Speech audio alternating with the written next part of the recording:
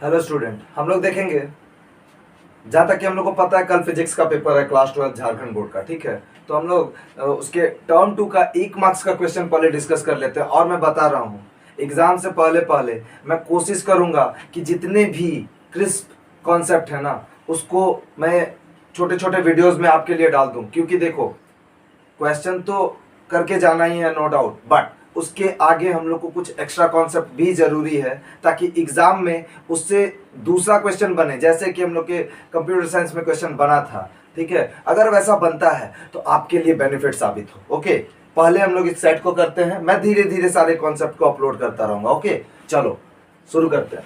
पूछा जा रहा है सेट 1 में पहला क्वेश्चन पूछ रहा है कि define inductive reactance. Inductive reactance which means XL, इसको डिनोट किया जाता है इससे। तो बोला क्या जा रहा है, it is the effective resistance offered by an indicator when an alternating voltage applied across it. क्या बोला जा रहा है कि इंडक्टिव रिएक्टेंस होता क्या है, तो बोला जा रहा है इसमें कि it is the effective resistance offered by an indicator when an alternating voltage applied across it. जब उसमें अल्टरनेटिंग वोल्टेज हम लोग अप्लाई कर देंगे, it is denoted by XL।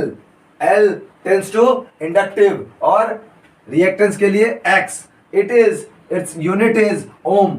Inductive reactance हो, रेजिस्टेंस हो, सबका क्या है, यूनिट ओम होता है। ओके, अभी आते हैं हम लोग, दूसरा क्वेश्चन पूछा जा रहा है, so graphically the variation of capacitive reactance which means XC, capacitive reactance which means XC with frequency nu, इसको V की तरह करके और मोड़ देते हैं, उसको न्यू बोलते हैं। ओके, तो इसका क्या डायग्राम है, ये रहा कैपेसिटिव रिएक्टेंस और ये रहा फ्रीक्वेंसी और इसके बीच का डायग्राम। तो जैसे जैसे फ्रीक्वेंसी बढ़ाएंगे ना वैसे वैसे कैपेसिटिव रिएक्टेंस घटेगा, या कैपेसिटिव रिएक्टेंस अगर हम लोग बढ़ाएंगे तो फ्रीक्वेंसी क्या होगी, घटेगी। यही दो मेन कॉन्सेप्ट है इस पे। तो एक्सी ऊपर वाला y एक्सिस और फ्रीक्वेंसी x एक्सिस पे, तो हम लोग इसका डायग्राम क्या बनाएंगे, ऐसे घटते हुए कर्व दिखा देंगे। Okay, so XC which means capacitive reactance is inversely proportional to frequency। Frequency बढ़ेगा, कैपेसिटिव रिएक्टेंस घटेगा। ओके, और ये घटेगा तो ये बढ़ेगा, दैट्स इट। इसका फॉर्मूला होता है XC is equal to 1 by omega C। Omega का फॉर्मूला होता है 2 pi f into C। C stands for capacitive मतलब कैपेसिटेंस, F फ्रीक्वेंसी, पाई तो पता ही सबको, या तो 22/2, 22/7 या तो 3.14।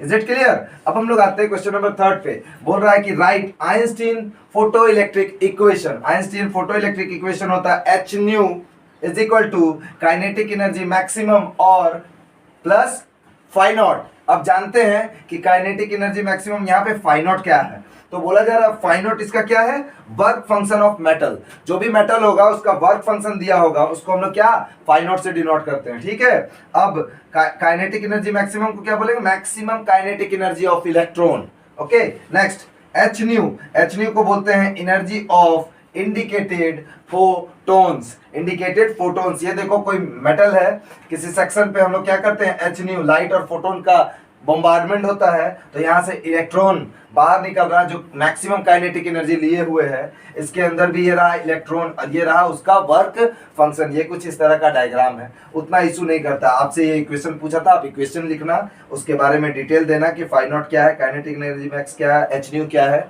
वो लिख देना और इस तरह का एक डायग्राम बना देना, क्योंकि 1 मार्क्स का क्वेश्चन है, उतना इशू नहीं होने वाला है। अभी हम लोग देखेंगे क्वेश्चन नंबर 4। क्वेश्चन नंबर 4 में पूछ रहा है define threshold frequency. Threshold frequency क्या होती है, तो वो बोला जा रहा है the maximum frequency, the minimum frequency मतलब सबसे कम, the minimum frequency of indicated photon below which there is no emission of electron.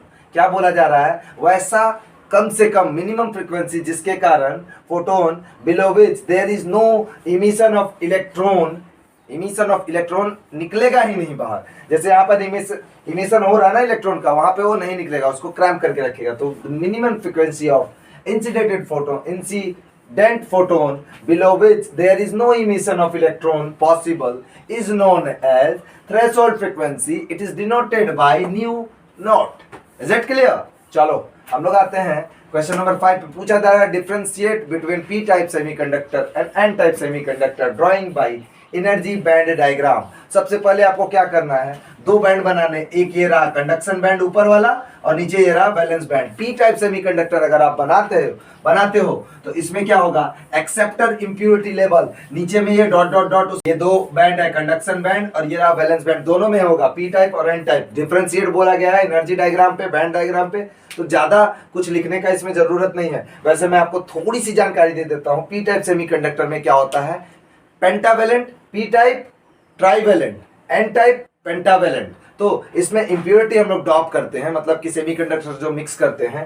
P type में ट्राइवेलेंट, ट्राइवेलेंट में क्या आता है 13 नंबर, ग्रुप नंबर 13 इसमें यूज किया जाता है। और एन टाइप में pentavalent, that is group number 15 को ड्रॉप किया जाता है। उतना ही जानो, उससे ज्यादा अभी जरूरत नहीं है। यहाँ पूछा जा रहा है क्या, कंडक्शन बैंड और वैलेंस बैंड बना दिया हमने। ये कुछ इस तरह का डायग्राम है, इसको आप simply as it is diagram बना देना, इससे ज्यादा कुछ करना नहीं है यहाँ पर। और इसमें क्या होता है, एक लेवल होता है acceptor impurity level, P type semiconductor में नीचे वैलेंस बैंड के साथ सटा होता है। और जब हम लोग एन टाइप सेमीकंडक्टर ले जाते हैं, ये रहा वैलेंस बैंड, ये रहा कंडक्शन बैंड, तो इसमें भी कंडक्शन बैंड के साथ एक क्या इशू होता है, डोनर इंप्योरिटी लेवल। इसमें एक होता है acceptor impurity level, next donor impurity level जो एन टाइप सेमीकंडक्टर में है, और एक्सेप्टर इंप्योरिटी लेवल कहाँ है, पी टाइप सेमीकंडक्टर में। That's it, as it is बनाओ और 1 मार्क्स ले जाओ।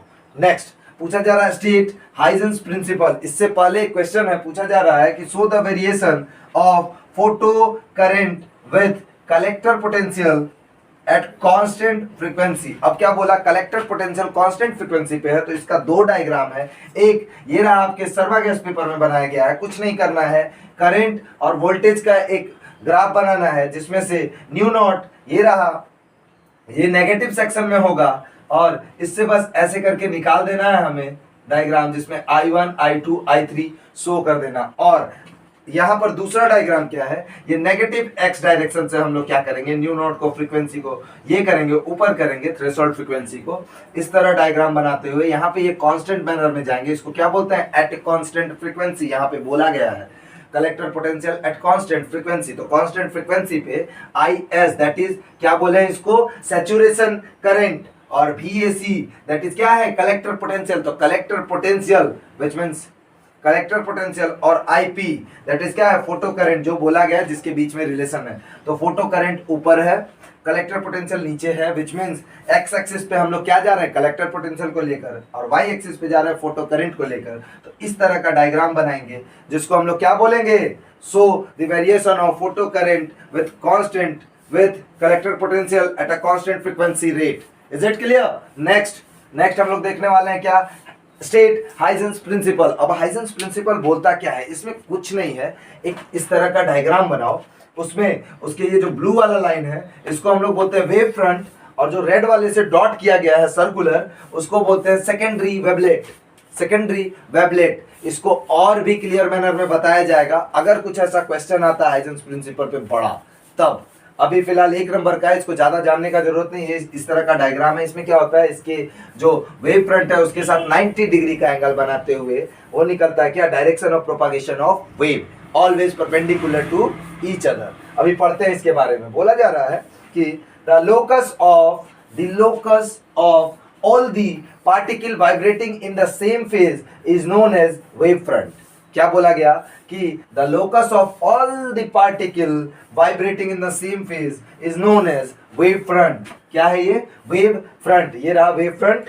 तो बोला गया कि उनके सारे लोकस को, जो all the particle vibrating in the same phase is known as wave front, same phase में वाइब्रेट करेंगे उसको वेव फ्रंट बोलते हैं। But and every particle of wave front, अब सारे पार्टिकल, वेव फ्रंट के सारे particle and every particle of wave front act as a new source and is known as secondary wavelet. Secondary wavelet के लिए क्या बोला कि every particle of wave front act as a new source is known as secondary wavelet. अब यहां पर जो ये स्टेटमेंट था वो यहां लिखा हुआ है, direction of propagation of wave is perpendicular to the wave front.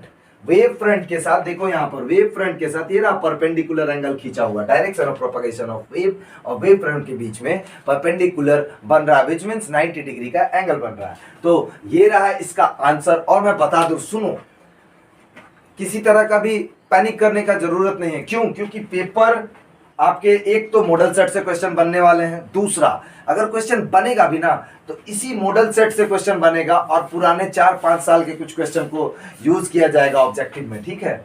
Objective session को भी मैं कोशिश करूंगा कर पाऊं, अगर मैं करता हूं तो आपके लिए अच्छा ही होगा।